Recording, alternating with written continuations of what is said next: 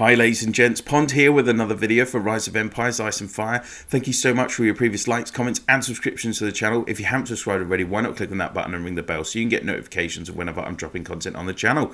And now on to the topic of this video, and it's part 9 of my hero skin series. And yes, we do have another hero skin dropping in the game. This time it's Eagle of War. It's the hero skin for the Immortal Guardian, who is of course the S4 front row defensive archer hero. Interesting that they're putting this in another hero skin so early into the game.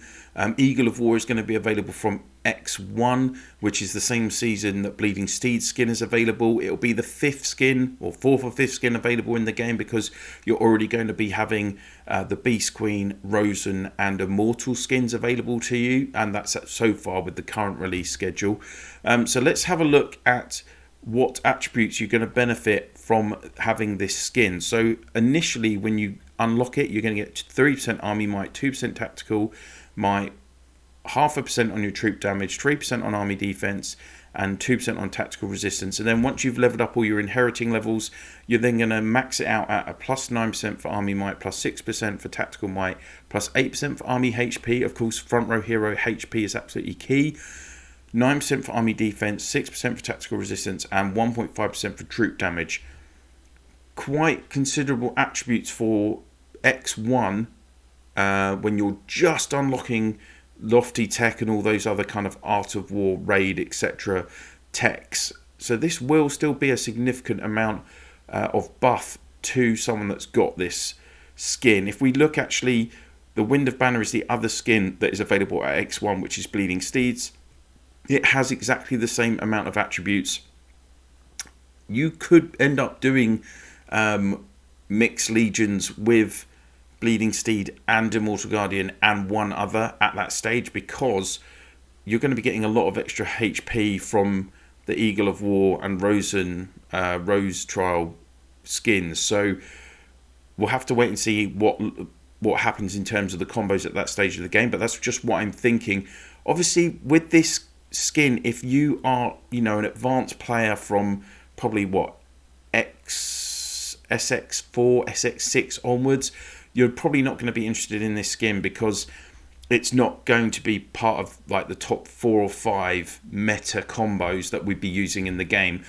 So I really don't think that this is a hero skin aimed at everyone, like some of those other skins like a Rose and like a Bleeding Steed, where those heroes have longevity in the game.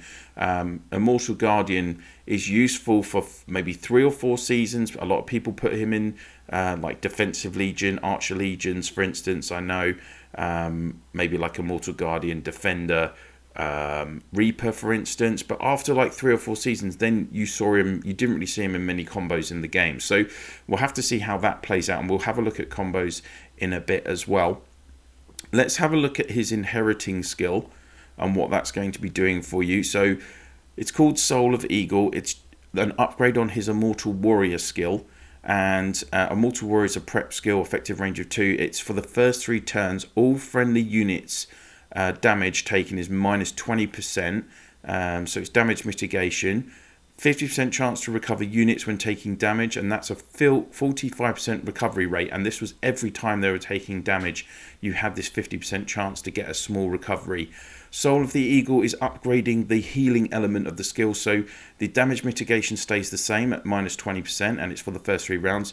It gets a slight increase on the chance to 55% to restore some troops when taking damage, but they have increased the recovery rate from that low 45% to 65%. In reality, you're still not talking about lots of troops. I can't remember what this skill healed at. It was like 1,300 troops, maybe something like that. So if you're adding another 20% on, I think you're talking about 600 or 700 troops per heal. But you can get a lot of heals, I guess, and that's maybe why they've only increased it by like 5%, because particularly at that stage in the game, in the first 3 rounds, you're usually up against the Beast Queen, Rose and Immortal combo. It's a serial attack combo. It's doing more attacks on this kind of combo at that stage in the game. So you would potentially see quite a lot of healing just from this small increase. That's my kind of thinking behind how they've like put this skill together. Now let's have a look at the preserving skill as well.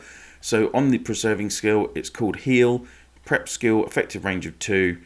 valid for footmen, and it's targeting 3 random friendly squads, of course. So as usual, the hero squad takes 5% less skill damage. So that's obviously good if you're this hero is always a front row defensive hero, tanky hero. That's improving it with this additional layer of damage mitigation.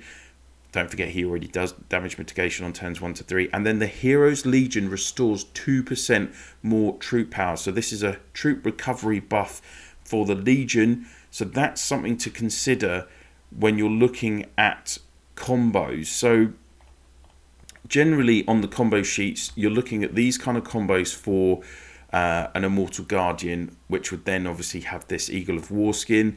So very early in the game, you're looking at him being paired with Skybreaker and Jade Eagle. Of course, Jade Eagle does a lot of damage. Jade Eagle needs healing because he's so weak, particularly with his troops dying quickly. So that would work with this buffing healing. Skybreaker does healing. At this stage, very early stage of the game in X1, there aren't a lot of healers in the game, so that's going to be a consideration. Or you could, like, potentially, as I said, put something like a Bleeding Steed with it.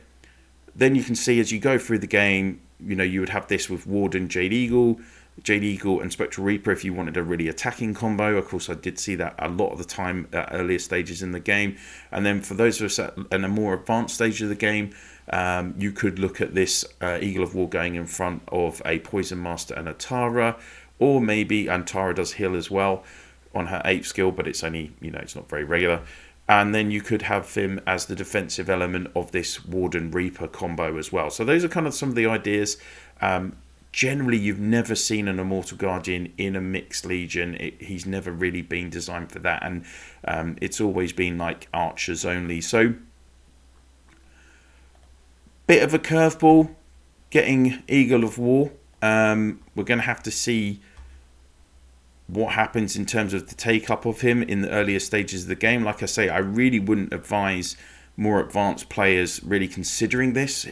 For me, he really is only for this kind of window in the game, which probably, as it's only coming out at X1, you're looking at X1 to maybe SX6 maximum, I would think. I don't know what everyone's thoughts are on that. Maybe you've got some differing thoughts on it. Let's just have a look at the artwork. So obviously he's got a more dynamic artwork here, nicer extra additional armor with an arrow for the basic preview. Once you've unlocked this inheriting skill, you've got this kind of rooftop vibe with like, it's like a Middle East, I'd say it's a Middle Eastern vibe.